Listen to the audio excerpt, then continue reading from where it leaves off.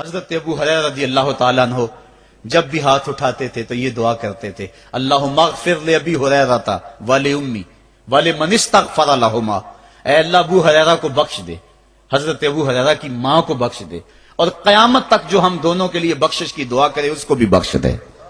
حضرت امام محمد بن سیرین ایک بزرگ ہوئے تابعی، جب بھی دعا کرتے تھے یہ دعا ضرور کرتے تھے، اے اللہ ابو ہریرہ کی بخشش کر دے۔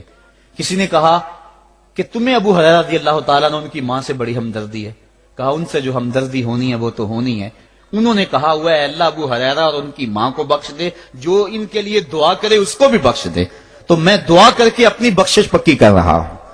تو والدین کے لیے دعا کرنا اللہ کی رحمت کو دعوت دینا ہے۔ تو فرمایا کہ جاؤ اویس بن عامر کو جانا اور جا کے اس کو میری امت کے لیے دعا کا کہنا۔ حضرت سیدنا عمر فاروق حضرت علی المرتضیٰ گئے، جا کے ڈھونڈا تلاش کیا، اویس بن عامر ملے، حضور کا سلام کہا، بس پھوٹ پھوٹ کے رونے لگے، کہا بتاؤ میرے رسول کے لبوں پہ میرا نام کیسے آیا تھا، حضور میرا جب تذکرہ کرتے تھے کیسے کرتے تھے۔ یہ درد دیکھا تو بولے کہ کیا آپ اتنی محبت رکھتے ہیں تو پھر ملنے کیوں نہیں آئے حضور کو، اتنا جو پیار رکھتے ہیں تو زیارت کرنے کیوں نہیں آئے۔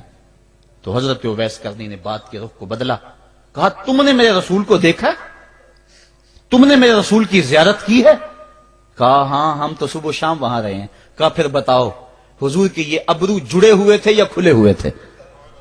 اب دونوں حیران ہو گئے، کہا تم نے تو دیکھا میں نے تو دیکھا نہیں، تم بتاؤ نا، پھر میں تو گیا نہیں، مجھے کہتے ہو گیا نہیں، تم بتاؤ حضور کے ابرو جڑے ہوئے تھے یا کھلے ہوئے تھے۔ حیران ہیں، کہا حضور آپ ہی بتلائیے۔ کہا کوئی دور سے دیکھتا تو جڑے ہوئے نظر آتے، قریب آ کے دیکھتا تو کھلے ہوئے نظر آتے۔ یہ وہ ہے جو ماں کی خدمت کرتا رہا اور حضور کے دربار میں حاضر نہیں ہو سکا، لیکن حاضری اس کی تھی، وہ جہاں بھی تھا وہ نبی کے قرب میں تھا۔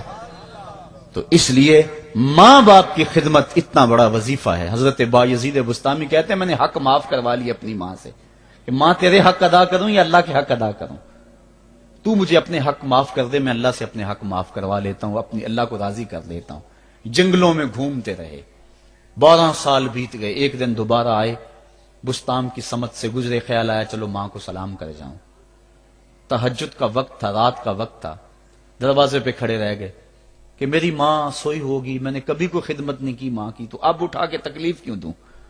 ساری رات کھڑے رہے، جب تہجد کا وقت گزرا تو نالی سے پانی آیا، سمجھ گئے کہ میری ماں تہجد کے لیے اٹھی ہے، دروازے کے قریب ہو گئے تو ماں نے ہاتھ اٹھا لیے، کہ اللہ میرا بیٹا بایزید تیری طلب میں نکلا ہوا ہے، میں نے اسے اپنے حق معاف کر دیے، تو اس کو اپنا وصال عطا کر دے۔